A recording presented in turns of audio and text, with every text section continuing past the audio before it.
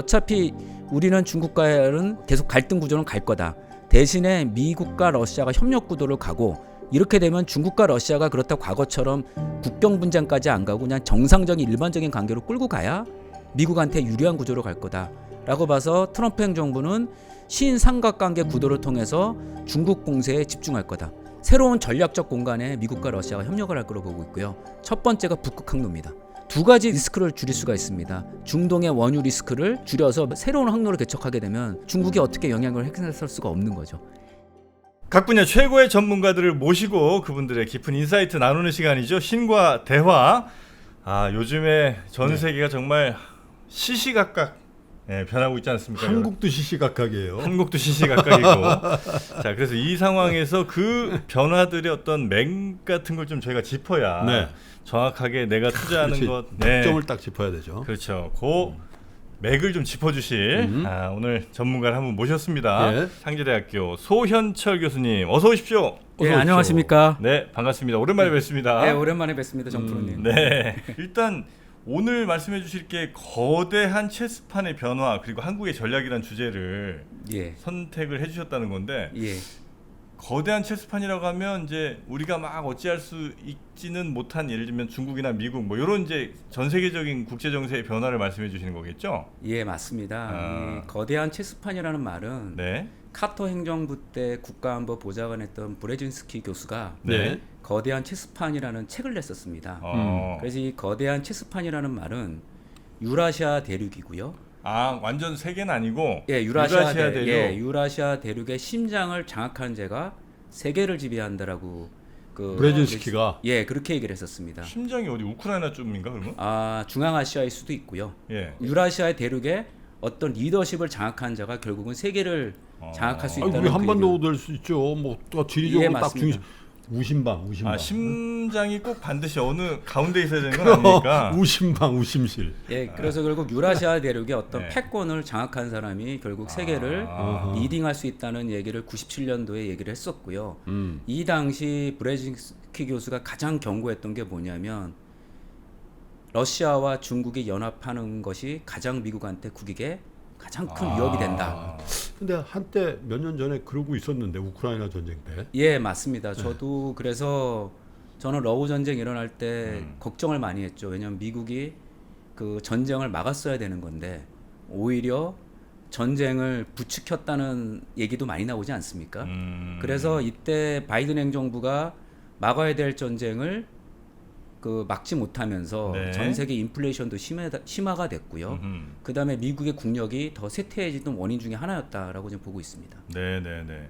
아니 그래서 지금 미국은 어쨌든 그 판단 그러니까 유라시아 대륙의 패권을 쥔 자가 세계 패권을 쥐는 거니까 예. 미국은 이제 패권 국가로서 당연히 그 자리를 내주고 싶지 않을 거 아니에요. 예, 근데 예. 그 짓을 벌이려고 하는 사람들이 생기면 무조건 이제 미리미리 차단을 할 거고. 예, 근데 예. 그 상황에서 패권을 쥐려고 하는 사람이 지금 중국이라고 미국은 판단을 하고 있는 건가요, 그러면? 예, 그렇습니다. 그래서 중국이 원래 이제 2010년도에 예.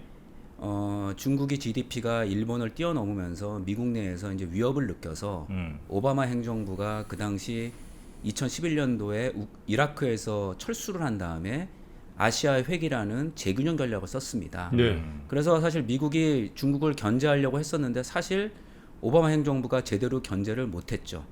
그리고 그렇죠. 나서 2017년도에 트럼프 대통령이 취임하면서 무역 전쟁이 일어났고요. 그 다음에 바이든 행정부도 중국을 견제한다고 했었는데 미국의 국제 정치학자들이 다 반대했던 러우 전쟁을 막았어야 되는 건데 그걸 러우 전쟁을 막아야 된다는 게 주류 국제 정치학의 어드바이스였는데 저도 예상외로 그걸 막지 않고 오히려 러우 전쟁이 일어났었거든요. 그래서 네. 그거를 막지 못한 게 지금 현재 미국이 트럼프 대통령이 최근에 뭐 엊그저께 관세 협정이 뭐 중국과 타결이 됐대지만 그렇게 거칠게 트럼프 대통령이 나온 이유도 결국 러우 전쟁을 수습하기 위한 어떤 방책이다라고 저는 보고 있습니다. 그런 걸로 지금 현재 이제 파악을 하고 계시고 예. 이건 좀 약간 사이드 질문이긴 한데 지금 이제 막 정전 협상 내지는 이제 휴전으로 갈 것 같은 분위기긴 하잖아요. 예, 그렇습니다. 요거는 어떻게 정말 현재 분위기대로 갑니까? 아니면 요것도 또 지지부진하게 뭐 1, 2년 이렇게 끌 가능성이 높다고 보십니까? 저는 결국은 미국이 러우 전쟁을 종결한다. 종전을 무조건 간다고 보고 있습니다. 시간을 끌기에는 예. 미국과 러시아와 경제적 상황이 예. 녹록지가 않다라는 게 제가 판단하고 있는 분석입니다. 러시아가 어려워요 지금? 많은 분들은 러시아 경제가 좋다라고 하지만 예. 조금 있다 러시아의 기준금리가 20%가 넘어갔습니다. 그래서 제가 그 데이터를 보면서 예. 하나하나 짚어드리겠습니다. 그러시죠. 알겠습니다. 근데 어쨌든 중국이 어렵다 뭐 그렇다 하더라도 지금 러시아도 미국도 중국의 부상에 대해서 아주 각별한 신경을 쓰고 있는 상황이잖아요. 예. 네. 근데 실제로 이 그런 패권 국가로서의 중국에 대한 그 양국가 러시아와 원래 이제 두 개 패권은 러시아와 미국과 러시아가 갖고 있었던 건데 예. 이거의 두려움의 실체는 뭡니까? 그 두려움의 실체를 좀 말씀을 드리면 일단 예. 미국 같은 경우는 경제와 군사적에 대한 위협을 중국한테 느끼고 있고요. 러시아는 기본적으로 중국과 국경을 맞대고 있기 때문에 지정학적으로 위협감을 느끼고 있다고 보고 있습니다. 그래서 네. 제가 조금 더 구체적으로 좀 말씀을 드리면 방금 말씀드렸다시피 중국의 GDP가 지금 미국을 거의 쫓아왔는데요. 네. 1985년도에 일본의 GDP가 미국의 30%까지 왔습니다. 네. 이 당시 미국이 플라자 협정을 맺어서 엔화 강세를 유도를 했죠. 그리고 이 당시도 뭐냐면은 일본의 반도체가 미국을 습격을 공습을 하고 있었기 때문에 네. 86년도에 미일 반도체 협정을 그 당시 레이건 행정부의 베이커 재무부 장관이 이끌었습니다. 네. 그래서 보시면 아시겠지만은 일본의 GDP가 미국의 그 규모가 70% 선까지 올라갔는데요. 요 예. 규모를 보시면 엔화가 200엔대에서 100엔대까지 내려갔기 때문에 실질적인 거는 크게 변동 없고 화폐적인 가치만 일본이 70% 올라간 다음에 95년을 기점으로 일본이 잃어버린 30년이 가면서 지금은 일본의 GDP가 미국의 20% 언더까지 빠졌습니다. 예. 반대로 보면 2001년도가 뭐가 일어났냐면 그 클린턴 행정부에서부터 부시 행정부 초기에 중국을 WTO에 가입을 시켰습니다. 예. 그러면서 개방 경제를 만들었죠. 예, 그래서 이제 중국의 경제가 폭발적으로 성장하면서 2010년도에 일본을 뛰어넘었고 이거의 두려움을 처음에 느껴서 미국은 처음에는 대화로 하려고 했습니다. 네. 그래서 미중 전략 경제 대화를 했었는데 네. 그때 이제 오바마 행정부가 요구했던 건 뭐냐면 위안화 평가 절상하면 안 되겠니? 했는데 중국에서는 답변이 우리 못 하겠는데요. 라고 했고 그 당시 또 뭐가 일어났냐면 구글이 중국에서 철수를 했습니다. 그리고 나서 미국에서 더 이상 중국을 용인하면 안 되겠다고 나왔던 전략이 2011년도에 아시아의 회귀 재균형 전략이었습니다. 네. 그럼에도 불구하고 오바마 행정부가 이렇게 그냥 전략적인 얘기만 했어요. 특별히 중국을 견제하는 정책을 크게 내오진 않았습니다. 그러고 나서 2017년도에 트럼프가 대통령이 됐을 때 그 당시 그 트럼프가 나왔던 얘기는 뭐냐 중국이 우리한테 위협이 된다. 네. 선거 공약이 그게 됐었고 그 당시 선거에 이겼을 때도 그 공약이 먹혔다고 저는 보고 있거든요. 네. 그래서 2017년도에 트럼프가 대통령이 되고 나서 강력한 미중 무역 분쟁을 일으켰고 그럼에도 불구하고 이때 중국이 올라간 거는 일본보다 더 차이가 크다고 보였습니다. 일본은 화폐적 현상으로 70%까지 갔지만 중국은 위안화를 평가 절상을 하지 않았거든요. 그렇기 때문에 21년도에 76%까지 올라왔습니다. 최근에 2년 동안에 중국의 GDP가 미국의 66%까지 하락했는데 어쨌든 제가 봤을 때는 트럼프의 그 당시 미중 무역 분쟁이 어느 정도 효과가 지금 먹히고 있다.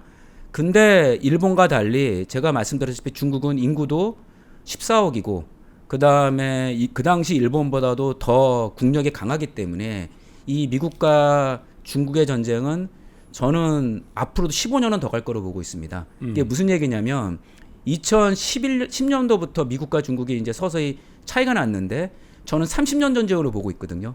그 30년 전쟁이라면 이제 절반 정도 왔다. 앞으로 절반도 녹록지 않은 건데 미국이 현재 이런 상태에서 중국의 두려움은 우리 생각을 초월할 정도로 상당히 크다라고 보고 있습니다.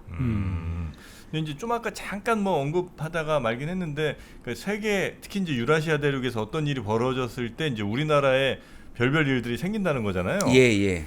근데 그게 그냥 시기상 이렇게 비슷한 시기에 있었다고 해서 그걸 인과관계가 있다고 생각할 수는 없잖아요. 그렇게 볼 수 있는데요. 네. 저희 같은 경우는 요즘이야 우리가 강소국 됐지만 우리가 약소국이라고 봐야 될 것 같습니다. 그래서 제가 잠깐 거대한 체스판의 변화와 대한민국이 어떤 영향을 받았는가를 잠깐 좀 말씀을 좀 드리면요.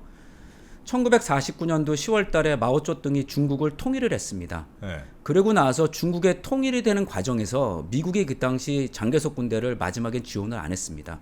그리고 마오가 중국을 공산화를 시켰는데 이때 자극을 받은 사람이 누구냐면 김일성이었습니다. 예. 원래 스탈린은 계속 한국 전쟁에 대해서 김일성의 요구를 계속 기다리라고 했었는데 이 중국이 통일되고 나니까 그때 스탈린이 그러면 한국 전쟁도 허락을 해줬거든요. 그래서 이 당시 이제 거대한 체스판의 변화 중에 첫 번째 중국의 건국이 한국 전쟁에 영향을 미쳤고요.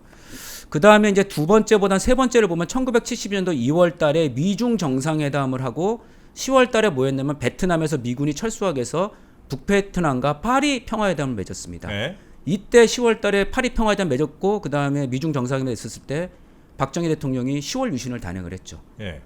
그리고 79년도에는 이란의 회교도 혁명이 일어났습니다. 그 10월 달에 일어났다가 10월 달에 뭐가 있었냐면 팔레비 국왕이 미국에 예. 그 망명을 하면서 네. 그 당시 이란에 있는 대학생들이 미국 대사관을 점거를 한데 그렇죠. 미국 인질을 잡았죠. 네. 근데 이때 공교롭게도 12.12 쿠데타가 일어났었어요. 그리고 5.18 우리 민주화 운동이 일어났는데 이때 80년 3월 달에 미국이 이란의 인질을 구출하려고 헬리콥터로 해서 특수부대를 보냈는데 그 실패로 돌아갔습니다. 그래서 그 당시 카터 행정부 입장에서는 한국의 어떤 정치적 변화에 신경 쓸 여력이 없었기 때문에 그 당시 이제 12.12 쿠데타랑 5.18 때 이제 신군부가 이겼던 원인 중에 하나라고 저는 분석을 하고 있고요.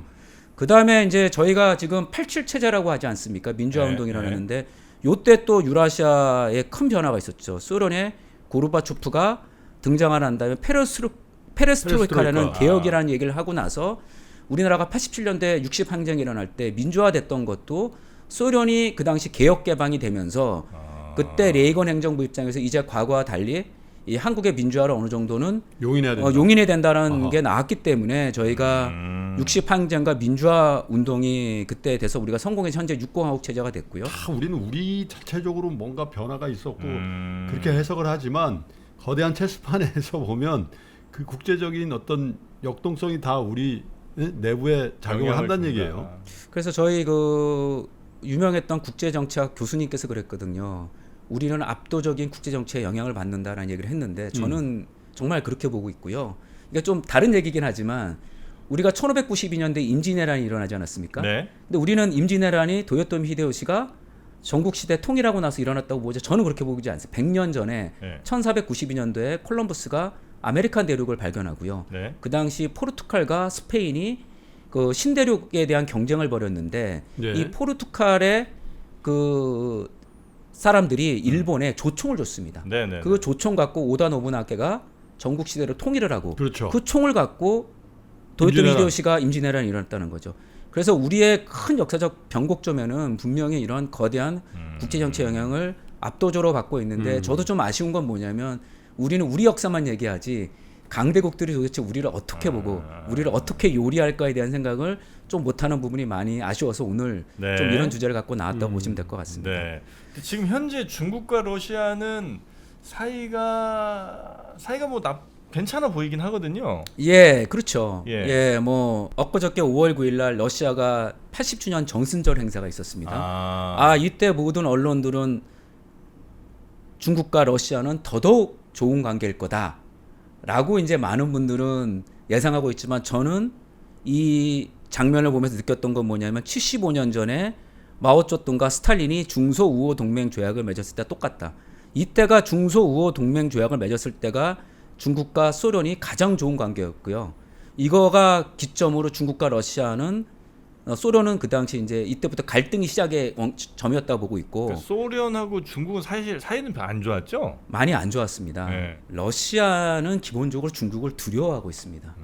그 이유가 왜 그러냐면 이 지금 러시아 블라디보스톡을 러시아가 차지한 거는 2차 아편 전쟁 때 1860년에 러시아가 중재를 하면서 청나라가 영국과 프랑스와 그 북경 조약을 맺었습니다. 요 중재를 했다는 이유로 하나 갖고 이 어마어마한 땅들을 러시아가 가지게 된 거죠. 청나라를 그래요? 통해서.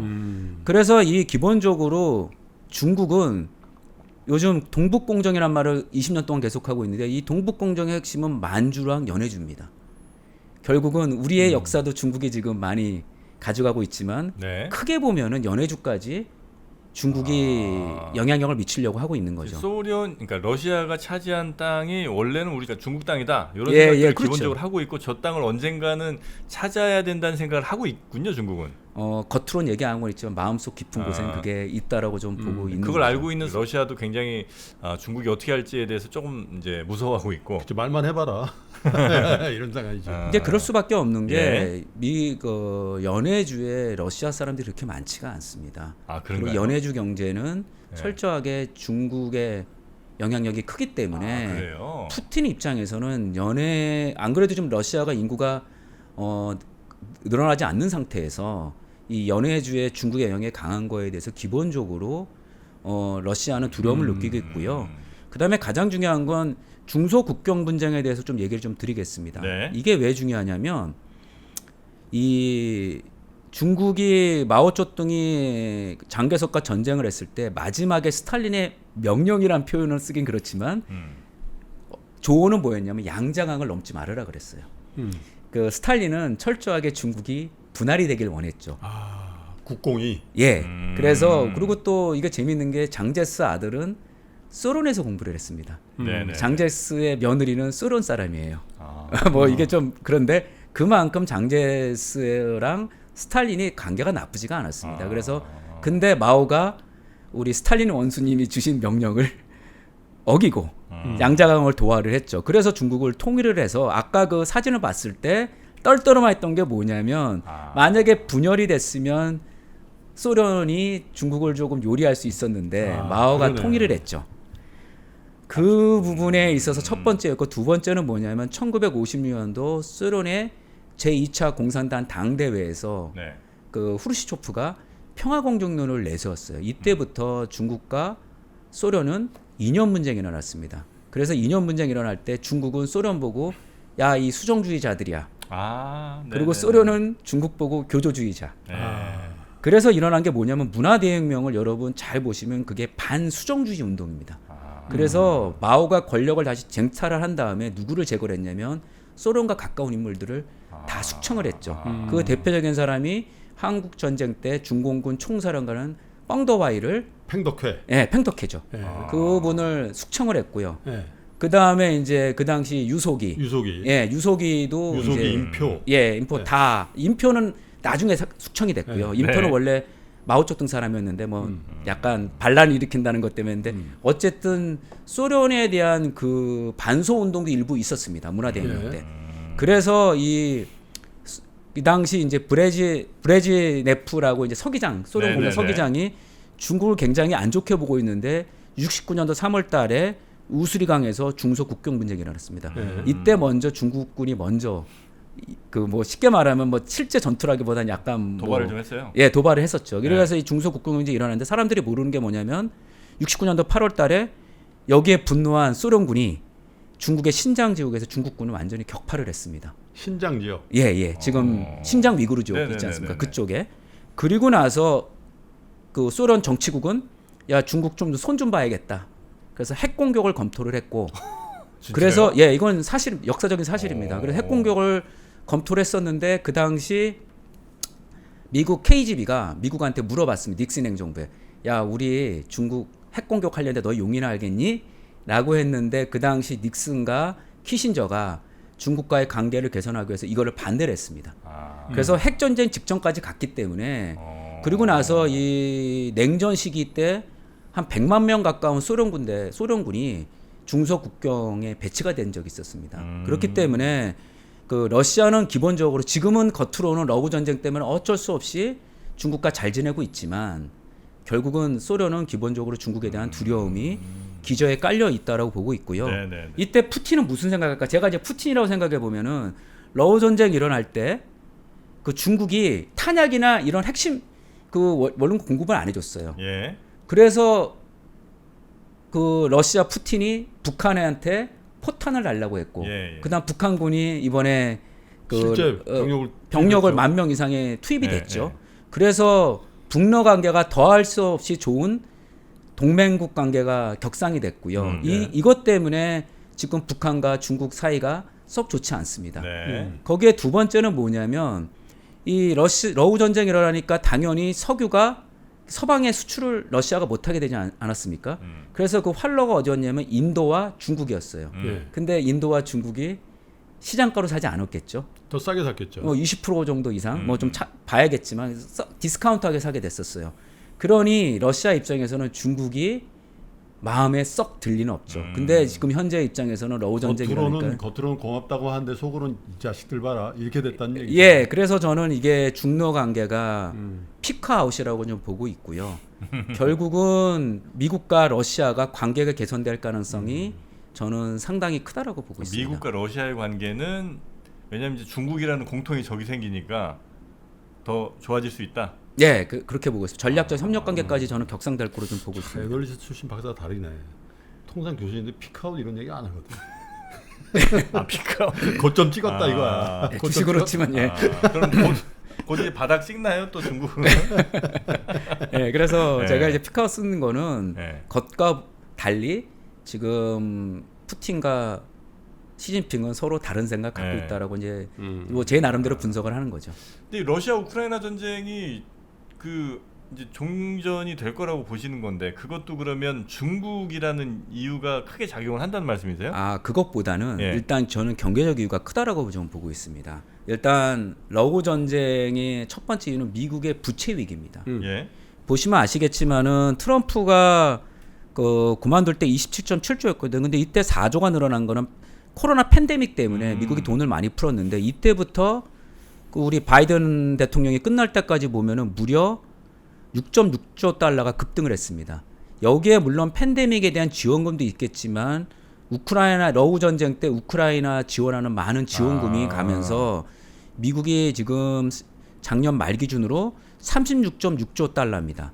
이러면 이게 국채 이자만 1조 달러 가까이 됩니다. 네. 근데 이게 1조 달러가 얼마나 큰 금액이냐면 미국의 국방비보다 더 많은 거예요. 1,400조 우리 돈으로. 예. 예. 네. 그래서 이 1조 달러가 넘어가는 이자 때문에 결국은 미국 입장에서는 더 이상 우크라이나를 지원할 수 없고요. 예. 이렇기 때문에 트럼프 행정부가 들어와서 바로 끝내버린다. 관세를 많이 넣겠다. 이유가 물론 트럼프의 방식은 너무 리얼 쇼긴 하지만 네. 그 배경에는 이 미국의 부채 위기가 있다. 결국은 뭐냐면 이제 이 정도 부채라면 미국도 더 이상은 대외 전쟁이 할 수 없다. 그래서 나토 회원국 보고 너희 국방은 너희가 해라. GDP 뭐 3%까지 올려라. 뭐 2%까지 올려라 하는 이유가 결국은 미국이 더 이상 과거처럼 이 국방비를 써가면서 전 세계를 지켜주기가 어려우니까 각 국가는 필요에 따라서 너희들의 국방은 너희가 스스로 지키라는 그 맥락으로 보시면 될 것 같고요. 네. 그럼 미국도 이제 부채 위기가 있기 때문에 더 이상 러우 전쟁을 끌고 갈 수 있는 형편이 아니지만 러시아는 과연 그럴까요?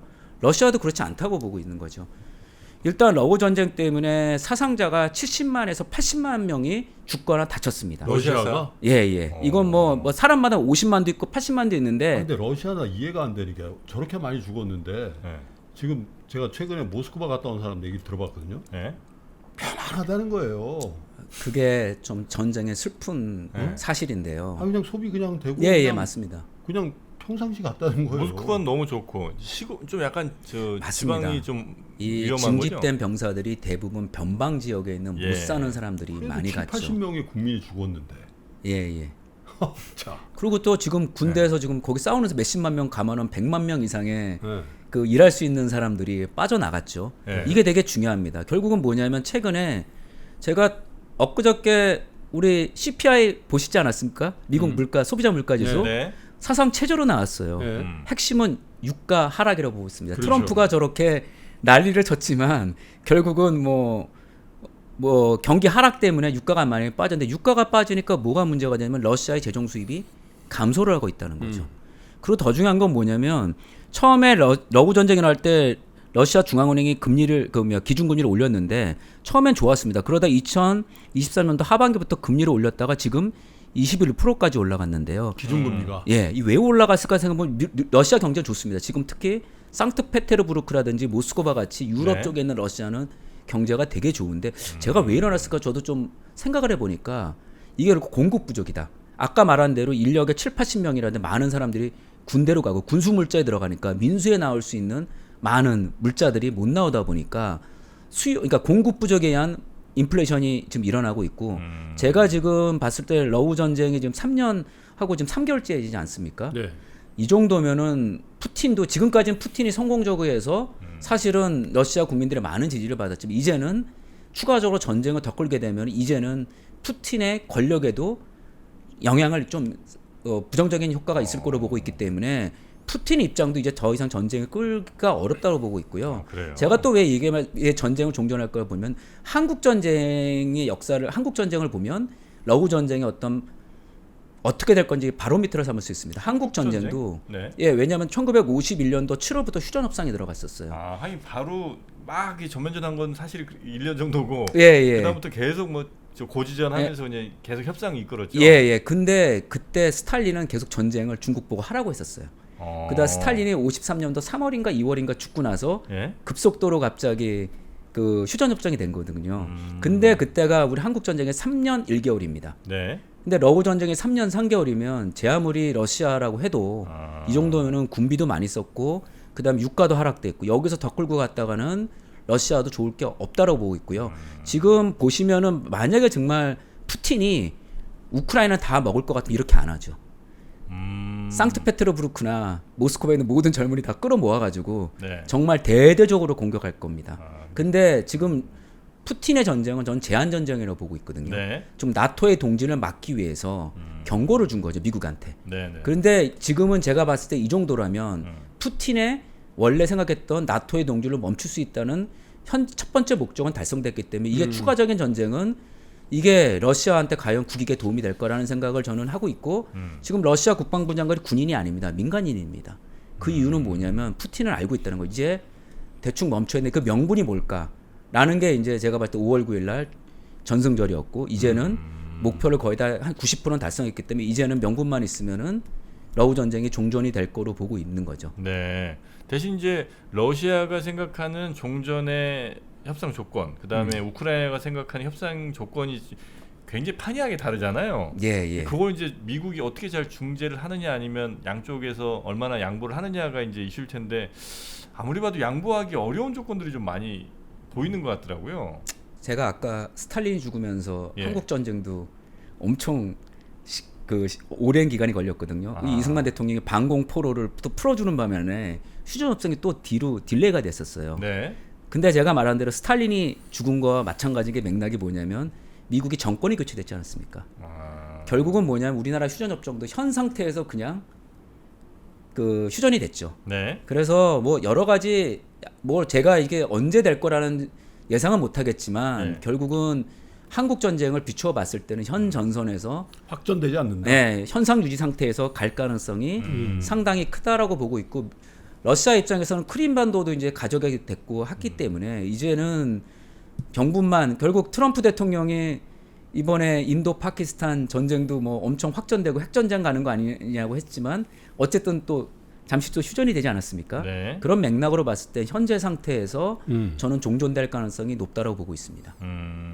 그럼 이제 미국은 요 러우의 어떤 뭐 휴전 종전을 이제 이끌어내고 그 다음에 집중해야 될 거는 이제 중국 쪽으로 중국 견제. 예. 그렇겠죠? 예, 그렇습니다. 그럼 그래서- 이제 어떤 식으로 갑니까? 그래서 이제 미국의 대외 전략의 전환이라는 건 첫 번째는 트럼프 행정부는 바이든 행정부가 했던 자유주의 패권주의와 절연을 하고 현실주의 국제 정치로 복귀하겠다라고 저는 보고 있는데요. 네. 이 자유주의 패권주의가 뭐냐면 네오콘이 주장했던 거거든요. 이 네오콘이 부시 행정부 때 네네네. 딕 체니와 럼스펠드. 넌스펠드가 네. 네오콘을 이끌어갔던 사람인데 예. 이 사람들이 2003년도에 이라크 전쟁을 대량 살상 무기 있다고 이라크에 들어갔는데 이 전쟁이 결국은 실패로 돌아갔죠.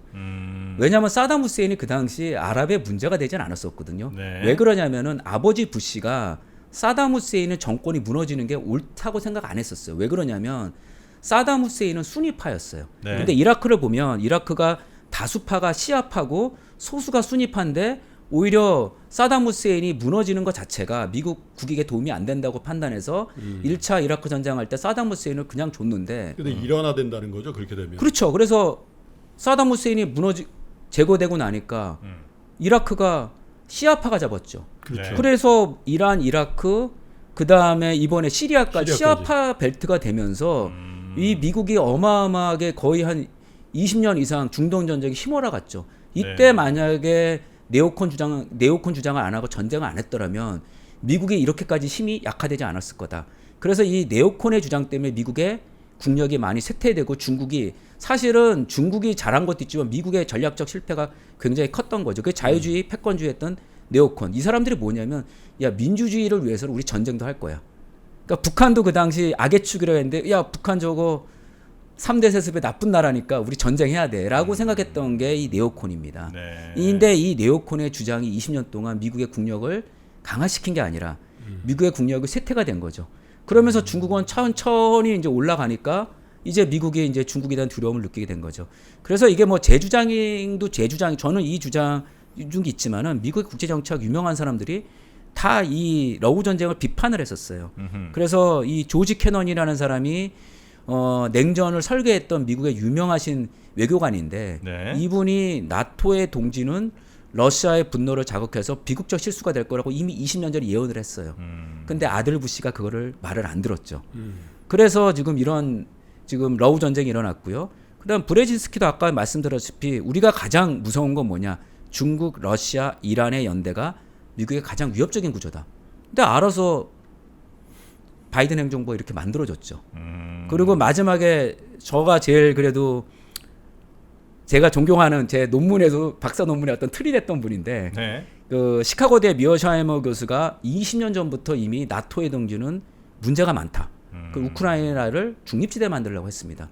그래서 이 주장을 받던 사람이 누구냐면 현재 트럼프 행정부의 엘브리치 콜비 국방정책 차관입니다. 이분의 할아버지가 그 닉슨과 그다음에 포드 행정부 때 CIA 국장을 했었어요. 네. 근데 그 손자가 이번에 국방정책 차관이 됐는데 이 사람이 그 거부라는 책을 냈으면서 여기서 무슨 얘기를 했냐면 미국과 러시아는 중국의 아시아 패권을 방지하는 것이 공통된 국익이다. 라는 얘기를 이미 국방정책 차관이 얘기를 했고요. 이분도 러시아와 우크라이나가 나토 가입하는 것을 반대해야 된다. 그다음 세 번째는 뭐냐면 주한미군은 네. 중국 억제에 집중하고 한국은 북한 위협에 스스로 방어를 해라. 이런 얘기를 하고 있다는 거죠. 콜비가 예, 지금 예. 현재 예, 그렇습니다. 차관이 예. 그래서 이제 신전략 삼각관계를 미국이 구축하고 있는 건데요. 네. 바이든 행정부의 삼각관계를 보시면 미국이 정말 불리한 구조죠. 삼각관계를 보면 중러는 반미 연대를 맺어서 미국을 공격하고 있고 미국은 중국과 갈등이 있고 러우 전쟁 때 우크라이나를 지원하니까 러시아와도 관계가 안 좋고요. 이런 구도가 과거처럼 미국이 패권이 막강한 게 아니고 지금 힘이 많이 쇠락한 상태에서 이런 구조는 미국에 굉장히 불리한 구조다. 이 구조를 콜비라는 그 지금 국방 차관이 저렇게 지금 보고 있습니다. 네. 그래서 지금 미국 그 트럼프 행정부의 가장 큰 정책 브레인은 국방부 장관 그 팍스뉴스의 그분이 아니고 저는 이 콜비로 보고 있거든요. 네. 그러니까 이 콜비가 지금 신삼각관계를 가져가려고 하는 구조인데요. 어차피 우리는 중국과는 뭐 계속 갈등 구조는 갈 거다. 대신에 미국과 러시아가 협력 구도를 가고 이렇게 되면 중국과 러시아가 그렇다고 과거처럼 국경 분쟁까지 안 가고 그냥 정상적인 일반적인 관계로 끌고 가야 미국한테 유리한 구조로 갈 거다라고 네. 봐서 트럼프 행정부는 신삼각관계 구도를 통해서 중국 봉쇄에 집중할 거다. 훨씬 여유가 생기네 저렇게 되면. 예, 저게 여유가 생기는 거죠. 제가 그림을 그린 게 제가 나름대로 이제 콜비의 생각을 제가 이제 그림을 그린 거고요. 근데 저 국면에서 예, 그런 얘기를 하는 분들이 있더라고요. 미국이 유력한 어떤 저런 그 환경의 변화의 촉매제가 예, 북미 간의 관계 개선이라는 거예요. 예. 저도 그렇게 보고 북미 있습니다. 수교 내지 한반도의 평화체제. 왜냐하면 그러면 미군 한반도 주둔의 미군의 여유가 생기고 그거를 중국 견제에 쓸 수가 있고 네. 또 북한과의 관계 개선은 중국과의 관계 악화에서 나오는 히토류라든지 이런 것들을 일부 보완할 수 있다. 예. 그래서 하반기에 매우 흥미로운 일이 벌어질 거다. 트럼프가 북한을 가고 갔다 오자마자 어쩌면 바로 경주에 에이펙으로 올 수도 있다. 뭐 이런 시나리오가 나오더라고요. 저도 그 시나리오를 생각을 했고 제 박사 논문에 그게 녹아 있거든요. 아, 그런 내용이. 예. 그래요? 예, 제가 2월 달에 받을 주시더라고, 때 한 3개월 전에. 예, 김정은 시기의 핵 전략 네. 변화 연구인데 이 트럼프가 이렇게 정책이 바뀔 거란 논문에 이제 제가 이제 암시적으로 마지막 결론에 그렇게 적었는데 예. 이걸 보면 그렇습니다. 미러가 협력을 볼 때 뭘로 협력할 것인가? 이게 네. 되게 중요하죠. 새로운 전략적 공간에 미국과 러시아가 협력을 할 거로 보고 있고요. 첫 번째가 북극 항로입니다. 왜 북극 항로냐면 현재 여기서 보시면 이게 말라카협을 지나가지고 수에즈 운하로 가는데 이 길이 사실은 중국의 동중국해, 그렇죠. 남중국해, 네. 말라카협이 또 중국 세력이 강하죠. 그렇죠. 스리랑카도 지금 친중화가 돼 있습니다. 그렇죠. 그리고 여기가 후티 반군이 있어요. 네. 이 노선이 굉장히 위험하지. 우리가 위험한 노선입니다. 네. 그런데 이 노선 대비해서 이 북극 항로를 가게 되면 네. 바로 베링에 지나가 가지고 그 노텔담까지 갈 수 있습니다. 그러면 시간이 30%가 단축이 될 뿐만 아니고 네. 이 노선이 왜 중요하냐면 우리가 이 노선에 100% 우전하고 있으니까 공국만에 상당히 차질이 많지 않습니까? 여기서 제가 볼 때 20%만 북극 항로로 빠져도 우리가 훨씬 더 우리나라도 유리해질 수 있지만 미국 입장에서과 러시아 입장에서 자기들한테 좋은 거죠. 왜 그러냐면 이 북극이라는 지역이 여전히 미지의 개척지 아니겠습니까?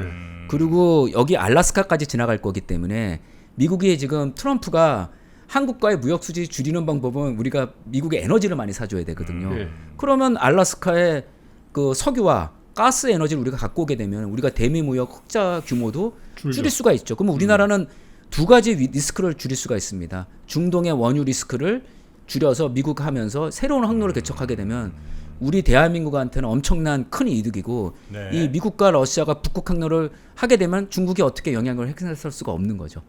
그래서 이 항로는 새로운 그 전략적 공간이다라는 게 제가 보고 있고요. 두 번째는 우주 협력입니다.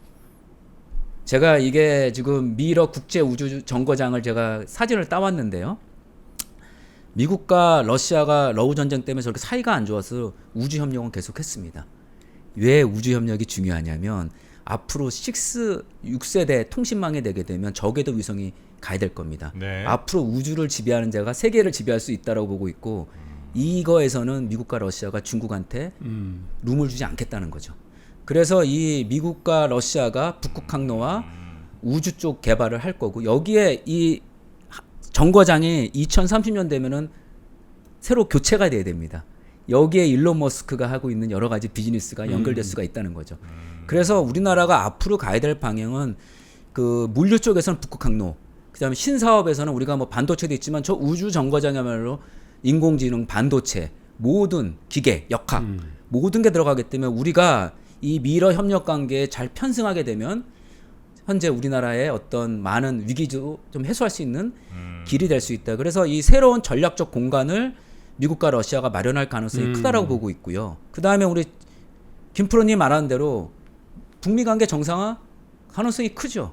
이거는 왜 그러냐면은 우리가 많은 분들이 아직도 방송에서 많이 얘기했지만 김일성, 김정일 부자는 기본적으로 중국을 신뢰하지 않습니다. 그러니까요. 이게 왜 그러냐면 한국 전쟁을 쫙 보시면 한국 전쟁에 우리 서울이 3일 만에 나가 떨어지지 않았습니까? 네. 근데 그게 핵심 군대가 김일성 군대가 아니었어요.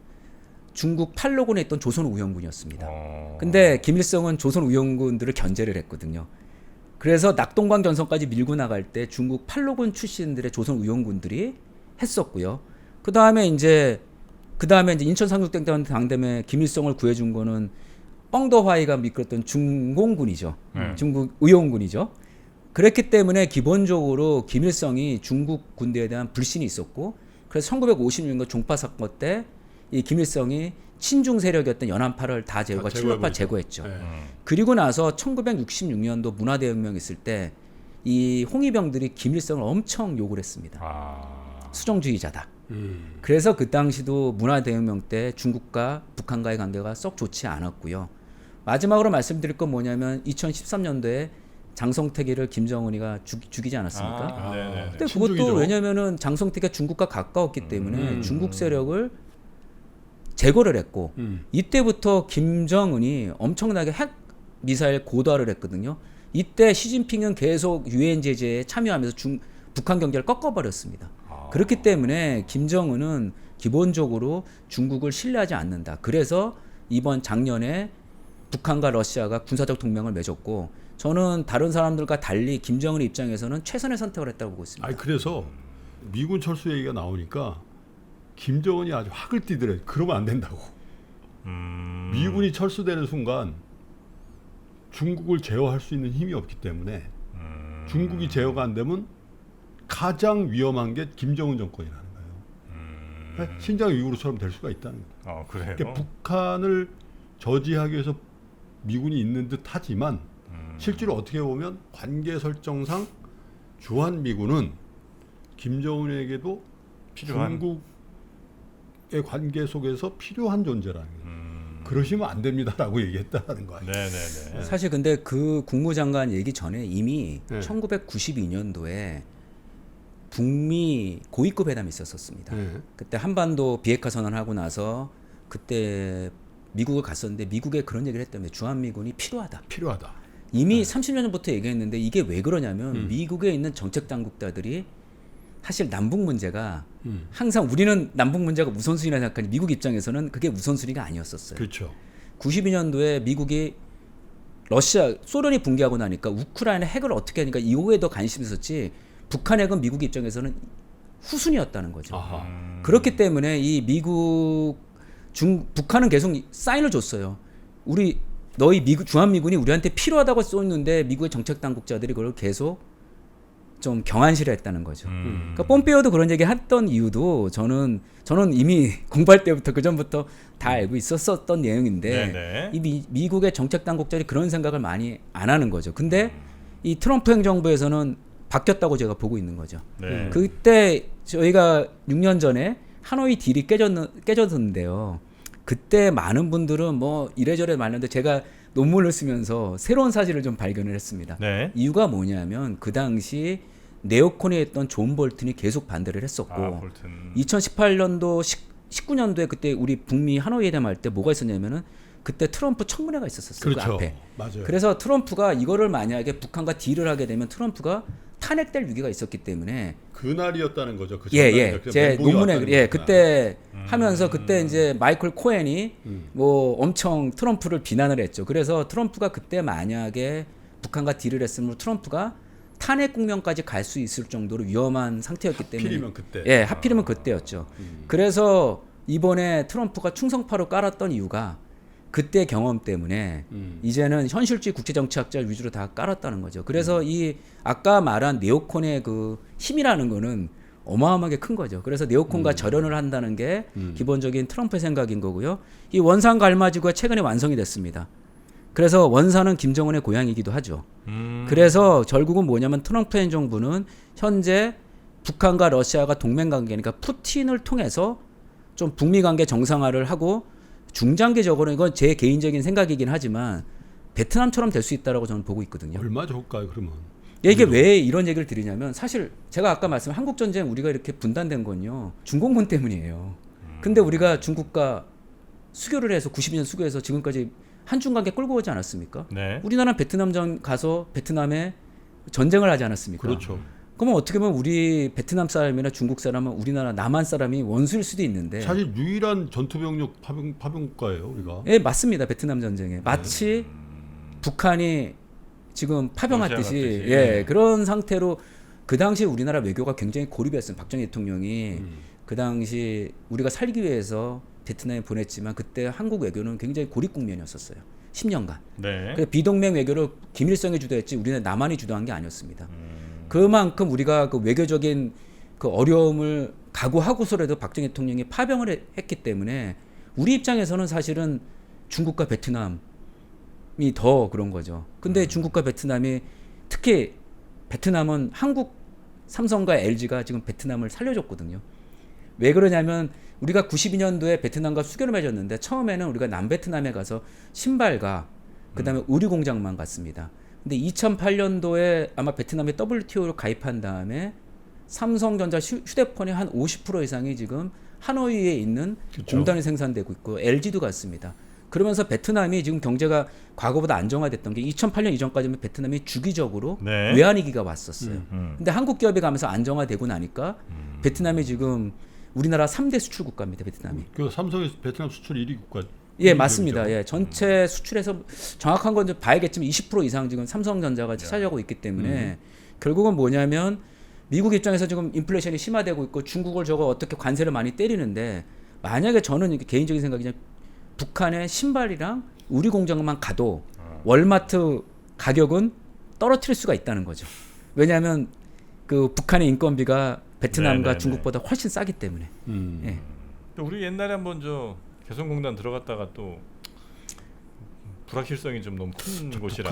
북한만 개방되면 태무 저런 거 망하는 거 아니야? 태물 이런 거 나와가지고 그냥. 예, 뭐 그래서 이제 이게 사실 이 국가 간의 관계는 네. 사실 뭐 우리가 유럽 연합을 끌고 가는 나라가 독일과 프랑스지 않습니까? 네. 근데 독일과 프랑스가 여러분은 아시는지 모르겠지만 300년간 전쟁을 했던 나라예요.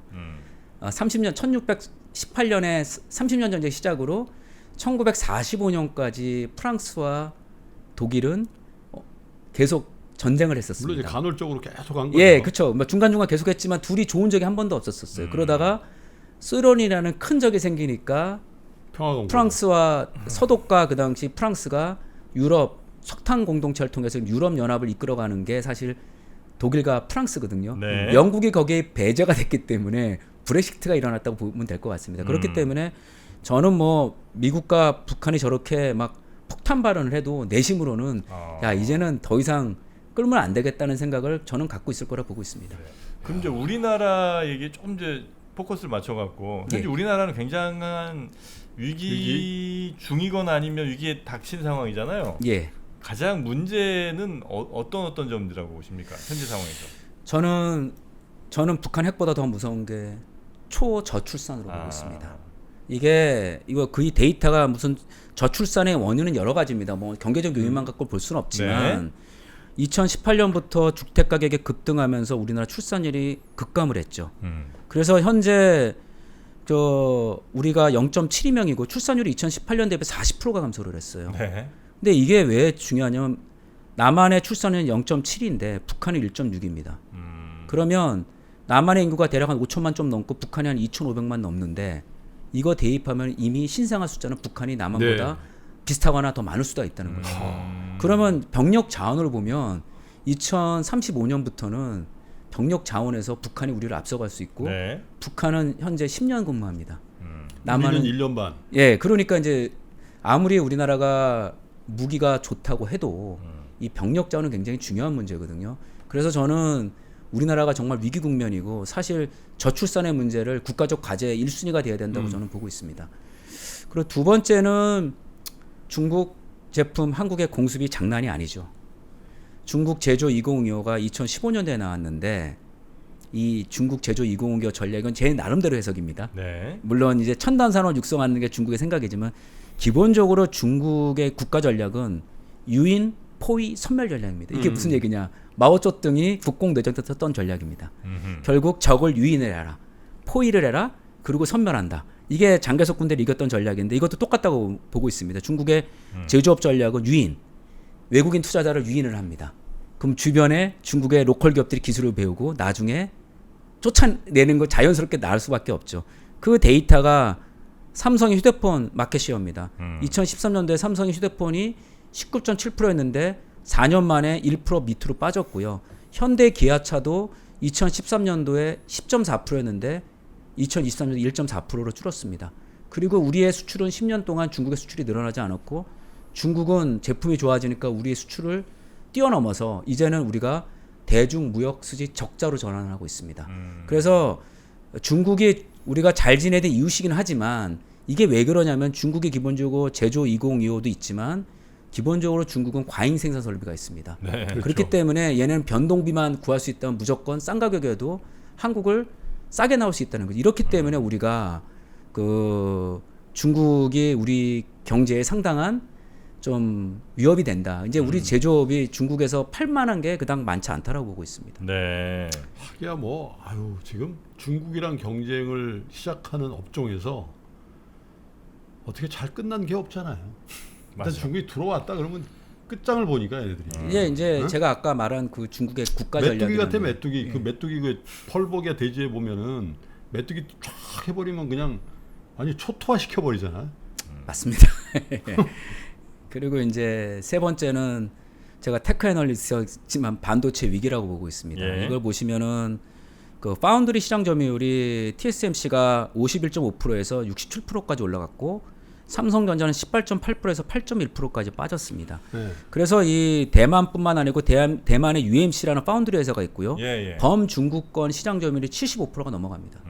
이런 상태에서 우리 메모리 반도체도 조만간에 중국이 마켓셔가 올라갈 거로 보고 있거든요. 특히 네. 레거시 디램 같은 경우는 중국 거도 충분히 성능이 가능하기 때문에 우리가 만약에 현재 반도체에서 여기서 한 3, 4년 잘못하게 되면 우리나라의 주력 상품인 반도체가 어려워지게 되면 이 반도체 위기는 한국 경제 위기입니다. 왜 그러냐면 97년도 IMF 갔을 때 그 당시 뭐가 일어나냐면 반도체 가격이 폭락을 했었어요. 그러면서 우리나라가 무역 수지가 적자가 가면서 우리가 위안위기 갔거든요. 반도체는 우리한테는 그 생명과 같기 때문에 이거를 네. 우리가 지키는 전략이 되게 그러니까. 중요한데 위기 지금 국면이다라고 좀 보고 저게 있습니다. 삼성전자가 TSMC를 추월한다고 한 게 뭐 한 4, 5년 전에 그런 얘기를 했는데 지금 SMIC한테 추월당하게 생겼으니까 저게. 예, 맞습니다. 네. 야, 너무 아쉬운 부분이죠, 저거는. 네. 근데 뭐 현실은 또 우리가 현실대로 잘 읽어내야 또 그 다음 스텝을 밟을 수는 있는 거니까. 저희가 이제 시간이 다 돼서 아마 우리의 국가 전략에 대해서 이제 상세하게 듣긴 좀 어려울 것 같고 우리가 좀 해야 될 걸 그냥 결론적으로 한두 줄로 만약에 요약해서 말씀해 주신다면 어떻게 하면 되겠습니까? 일단은 중요한 건 러시아와의 관계가 복원이 돼서 저는 시흥 북방 정책을 추진해야 된다고 좀 보고 있습니다. 그래서 이 부분이 중요하고요. 네. 그 다음에 제가 오늘 좀 말씀드리고 싶은 건 우리나라 재벌 기업들이 로스차일드와 같은 그룹으로 좀 환골 탈퇴했으면 좋겠다라는 좀 로스차일드? 예. 왜 로스차일드가 중요하냐면 로스차일드가 유태인 그 그렇죠. 금융 자본이지 않습니까? 근데 이분들이 얼마나 큰 일을 해서 이스라엘을 건국하는데 가장 큰 힘이 됐었어요. 그래서 로스차일드 가문이 유태계가 그 팔레스타인 땅을 매입할 때 이때 대규모 매입을 해줬고요. 그리고 사실 알렉산드르 2세 암살 때 유태인이 연루되면서 유태인이 어마어마하게 박해받았는데 로스차일드 가문이 러일 전쟁 때 일본에 차관을 주선을 해줬습니다. 그래서 노마노프 왕조가 무너진 것도 여러 가지 요소가 있지만 이런 요소가 있기 때문에 필요하고. 우리나라 재벌 기업들이 저는 민족과 국익 관점에서 좀 이윤을 추구하면서 한국 예. 제도약에 좀 기여하면 좋겠다라는 제 생각이고요. 마지막으로는 반도체 얘기를 좀 드리면 네. 저는 반도체 국부 펀드를 필요해서 팹리스를 좀 육성해야 된다고 좀 보고 있습니다. 어. 이게 왜 그러냐면은 결국 삼성 파운드리가 좀 가동률도 낮은데 예. 뭐 우리가 대규모 파운드리 공장을 정부가 하는 것보다는 이 국부 펀드를 통해서 다양한 팹리스 반도체 설계 업체들이 양성이 되면 삼성전자 파운드리는 재벌이하고 만약에 스타트업들이 좀 창의적인 사람들이 팹리스를 하게 되면은 이게 한국 경제에 또 도움이 될 수 있겠다라고 좀 보고 있습니다. 삼성 그 파운드리에 이제 맡기면 되니까 설계는 예. 여기서 하고. 예. 그런 그래서 방식으로 그렇게 가면, 되면은 아까 제가 말씀드린 것처럼 한국 경제가 네네. 제도약을 할 수 있는 기회가 될 수 있기 때문에 뭐 그 아까 신북방 정책에서도 당연히 러시아의 관계 복원이지만은 네. 이게 조금 그렇긴 하지만은 91년도에 노태우 대통령이 있을 때 북방 정책이랑 200만 원 건설을 했었거든요. 그 당시도 올림픽 때문에 집값이 폭등하면서 네네네. 했을 때 그때 노태우 대통령이 러시아와 관계 복원하고 소련과 관계 복원하고 중국과 했고 주택 200만 원 건설했습니다. 지금 뭐 그렇게 200만 원 건설하기는 어렵겠지만 네. 이런 두 문제 신북방 정책과 새로운 부동산 정책을 통해 가지고 우리 젊은 사람들이 살기 좋은 나라가 됐으면 좋겠다는 게 제 마지막 알겠습니다. 멘트입니다. 사실 그 저널리스트 마지- 출신이라 네. 디테일하시네. 그 마지막 부분은 사실 따로 이제 저희가 그러니까. 모셔서 뭐 1시간 이상 이렇게 좀 들어야 될 얘기인 것 같은데 뭐 저희가 충분히 좀 듣지 못하고 결론 정도만 저희가 짧게 좀 들었고요. 기회가 좀 된다면 그 마지막 부분에 저 정리해 주셨던 건 다시 한번 좀 저희가 상세히 좀 들으면 어떨까 하는 생각이 좀 듭니다. 예. 자, 오늘은 저희가 시간 관계상 요 정도로 네. 정리를 하고요. 머지않은 날 다시 한번 좀 모셔서 그 뒷이야기를 더 청해 듣도록 하겠습니다. 함께해 주신 상지대학교 소현철 교수님 대단히 감사합니다. 고맙습니다. 네, 감사합니다.